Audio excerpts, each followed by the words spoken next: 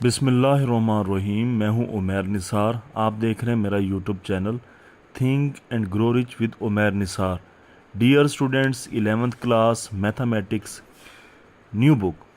आज हम exercise 4.2 determinant and matrices का वेरी इंपॉर्टेंट क्वेश्चन करने जा रहे हैं, जिसमें हमने साबित करना है। आपके सामने ये क्वेश्चन नज़र आ रहा है। करेंगे क्या, हम लेफ़्ट हैंड साइड लेंगे, उसे तब तक हल करेंगे डिटर्मिनेंट की प्रॉपर्टीज़ लगाते हुए जब तक राइट हैंड साइड आ ना जाए, यानी ज़ीरो जब तक आ ना जाए।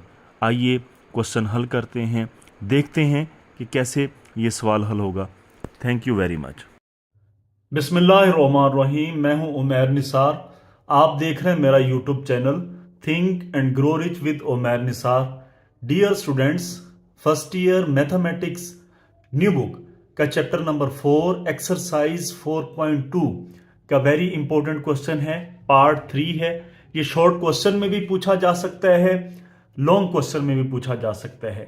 हमने करना क्या है जी, लेफ्ट हैंड साइड को राइट हैंड साइड के इक्वल लेके आना है। तो सबसे पहले हम लेफ्ट हैंड साइड ले लेंगे जी। आप चेक कर सकते हैं, लेफ्ट हैंड साइड हमने ले ली है। इसे अब हम हल करेंगे। कब तक हल करेंगे? तब तक हल करते रहेंगे जब तक राइट हैंड साइड आ ना जाएगी। आइए हल करते हैं। अच्छा, तरीकाकार क्या होगा? किसी भी काम करने का तरीकाकार होता है, यानी कि वे ऑफ प्रोसेस होता है कि कैसे हम हल करेंगे। आइए यहां पे गौर करते हैं। अच्छा स्टूडेंट्स, थोड़ा गौर करें। ऊपर से जब नीचे हम आते हैं, यानी ऊपर से, ये ऊपर है, इससे नीचे आते हैं, इसे कॉलम कहते हैं। ये होता है कॉलम नंबर 1, ये है कॉलम नंबर 2, ये है column number 3। This is column number 1। यानी ऊपर से जब नीचे आते हैं, ये वाली जो चीज है, इसे हम कॉलम कहेंगे। इसे कहेंगे C1, date is called C1। ये C1 है, डेट इज कॉल्ड C2। ये कॉलम 2 है, ये कॉलम 3 है। कई स्टूडेंट्स को इतनी बात का ही नहीं पता होता कि ऊपर से नीचे जो होता है वो कॉलम होता है। अच्छा, थोड़ा गौर करें, कॉलम के ऊपर गौर करें। पहले कॉलम पे गौर करें आप। हाँ जी, यहां पे आ जाएं, छोड़ दें माइनस वगैरह सब। यहां पे ए भी है, सी भी है, लेकिन किसकी कमी है? बी की इस कॉलम में कमी है। आइए अब दूसरे कॉलम पे देखें। ये दूसरा कॉलम है, दूसरा कॉलम ऊपर से नीचे, यानी ये वाला, इसे मिटा रहा हूं अब मैं, ये सिर्फ आपको समझाने के लिए। दूसरा कॉलम ये वाला, यहां पे ए भी है, बी भी है। इस कॉलम के अंदर, इस कॉलम के अंदर सी की कमी है, यानी यहां पे सी नहीं है। इसी तरह से अगर हम कॉलम नंबर 3 देखें, यानी तीसरा कॉलम देखें, इसे मिटा रहा हूं, तो इस कॉलम के अंदर किस चीज की कमी है? साफ जाहिर है जी, इस कॉलम के अंदर कमी है ए की। बी भी मौजूद है, सी भी मौजूद है। तो हम कॉलम नंबर 1 जो है, ये है कॉलम नंबर 1। इसमें किस चीज की कमी थी? बी की कमी थी। हम करेंगे क्या? कॉलम नंबर 1 को बी से मल्टीप्लाई भी कर देंगे, बी से डिवाइड भी कर देंगे जी, क्योंकि यहां पे इस कॉलम नंबर 1 में बी की कमी है। अच्छा, कॉलम नंबर 2 में किस चीज की कमी है? चेक करें, ए है, बी है, सी की कमी है। तो यहां पे हम सी को मल्टीप्लाई भी करेंगे, डिवाइड भी करेंगे। इसी तरह कॉलम नंबर 3 में किस चीज की कमी है? चेक कर सकते हैं आप, ए की कमी है। तो कॉलम 3, यानी ये वाला कॉलम 3, इसे मल्टीप्लाई करेंगे। किस चीज की कमी है? ए की कमी है। ए को मल्टीप्लाई भी करें, ए को डिवाइड भी करें। जस्ट आपको समझाने के लिए बात की है, आपको बात समझ आ जाए। आइए अब हम जो आगे काम करेंगे, जो भी अगला स्टेप करेंगे, हम उसे लिखेंगे, लिखकर बताएंगे कि अगला स्टेप हम ये करने जा रहे हैं जी। बिल्कुल ऐसे ही जैसे एक बच्चा जब स्कूल से, घर से कहीं बाहर जाता है, तो वो बताता है कि मैं बाहर अपने दोस्तों के साथ जा रहा हूं। यहां पे भी वैसे ही हम जो अगला काम करेंगे वो आगे यहां पे लिखेंगे, बताएंगे, फिर आगे करेंगे।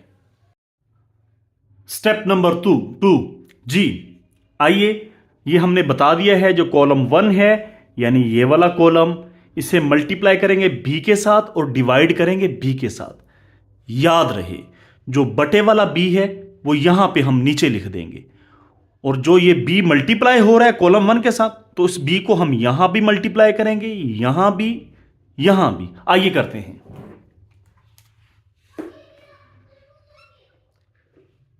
कॉलम 1, यानी ये कॉलम 1 है, इसके साथ b जो बटे वाला है वो यहां पे लिख दिया, b को मल्टीप्लाई कर रहे हैं कॉलम 1 यानी इसके साथ। b जब -a के साथ जरब खाएगा -ab। इसी तरह जब b 0 के साथ जरब खाएगा 0 आंसर आएगा, 0 यहां पे लिखें। And then b multiply by ये वाला b इसके साथ bc। ले जी कॉलम 1 यानी इसकी मल्टीप्लिकेशन b के साथ होगी, बटे वाला b जो है वो बाहर हमने बटे में लिख दिया।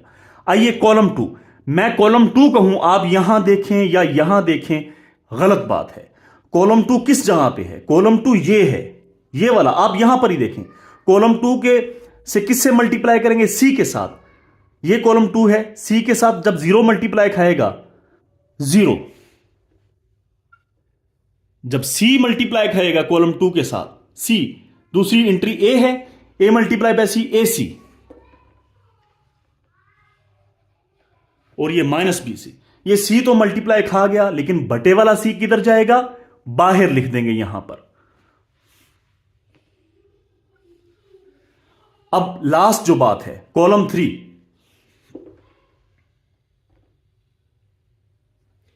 यानी ये काम हम कर रहे हैं। कॉलम 3 किससे मल्टीप्लाई खाएगा? a के साथ। Where is column 3? कॉलम 3 कहां पर है? ये है कॉलम 3, ये वाला, ये वाला। इससे किससे मल्टीप्लाई करना है? a को। जब b के साथ a मल्टीप्लाई खाएगा ba, ये -ca, और जब यही a 0 के साथ मल्टीप्लाई खाएगा वो 0 आ जाएगा, यहां पे 0 आ जाएगा। Here is ba and it becomes -ca। तो बटे वाला a यहां पे हम लिख देंगे। यकीनन आपको बात समझ आ गई होगी। बटे वाली चीजें क्या है? a है, b है, c है। जो बटे वाला a b c वो बाहर बटे में ही लिखा गया। ऊपर वाला जो b है वो कॉलम 1 इसके साथ, ऊपर वाला c है जो कॉलम 2 इसके साथ, ऊपर वाला जो a है वो कॉलम 3 यानी इसके साथ। ये चीज आ चुकी है। नेक्स्ट स्टेप वेरी इंपॉर्टेंट है। हमने कॉलम 1 के अंदर कॉलम 2, कॉलम 3 को ऐड कर देना है। और याद रहे जो पहले नंबर पे लिखा हुआ है, क्या लिखा हुआ है पहले नंबर पे? C1। सिर्फ C1 यानी इस कॉलम की जगह पे यहां पे ही फर्क पड़ेगा। बाकी C2 यानी ये वाला, ये ऐसे ही यहां पे आ जाएगा। C3 ये ऐसे ही यहां पे आ जाएगा। आइए पहले हम ये लिख लेते हैं C2 और C3 ताकि आपको बात समझ आ जाए। What is C2? 0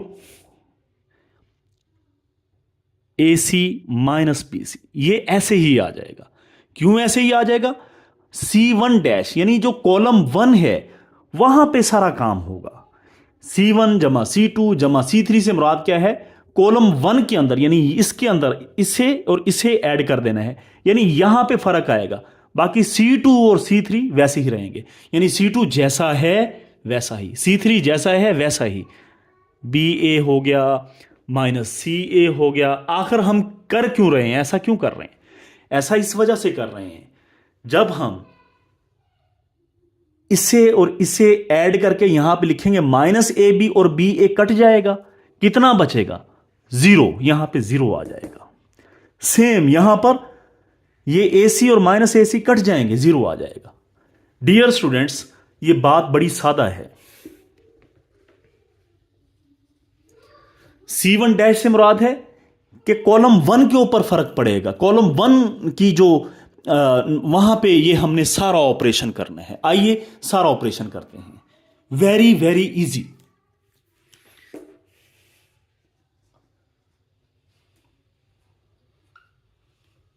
-AB + 0 + B यानी C1 के अंदर हमने ये दोनों चीजें ऐड कर दी। इसी तरह 0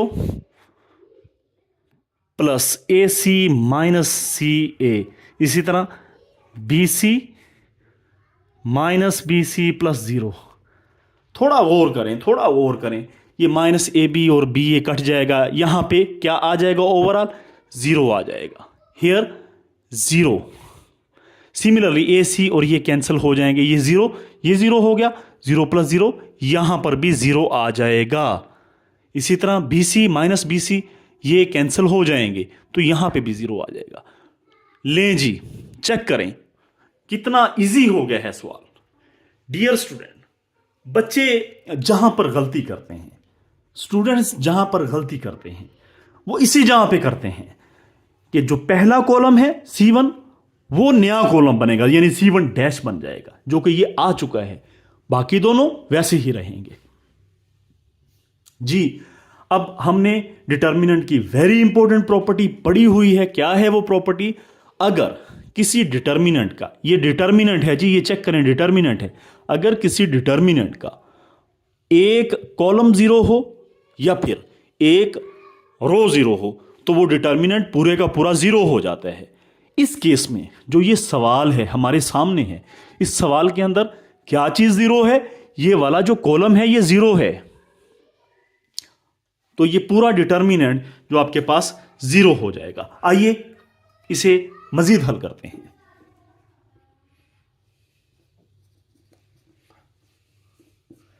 इसकी वजह क्या है? ये डिटर्मिनेंट की यहां जीरो क्यों लिख रहे हैं? क्योंकि C1 यानी कॉलम 1 वो आपके पास जीरो है।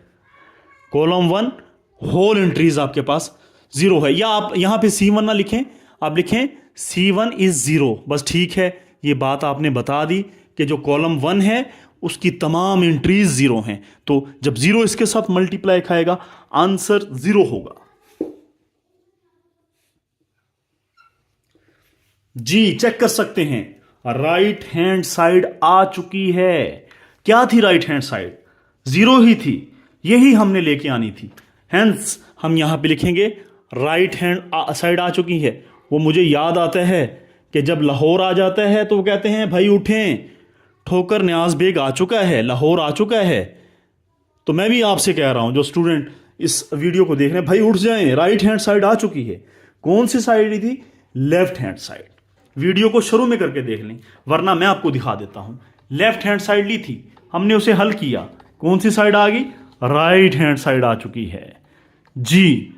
आखिर में हम लिखेंगे हेंस प्रूव्ड, साबित हुआ left hand side is equal to right hand side.